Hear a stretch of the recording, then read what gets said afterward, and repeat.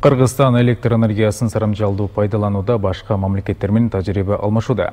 Заманбап жабдыктарды колдонуу менен энергия булактарын туура колдонуу багытында эл аралык жыйын өтүп, Кыргызстандан тышкары Казакстан, Өзбекстан, Түндүк Македония жана Азербайжандан келген адистер өз өлкөсүндөгү жаңы долбоорлор тууралуу айтып берип жатат.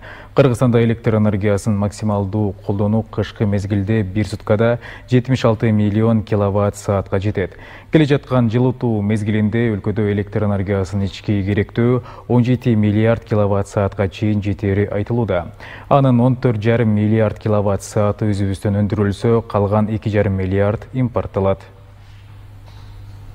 Мы очень благодарны ИСО за такую возможность. Бизде буга чейин сынак жарыяланып, анын арасында мыкты долбоорлорду көрсөткөн мамлекеттер жеңишке жетип, азыркыдай жыйындарга катышууга мүмкүндүк алды.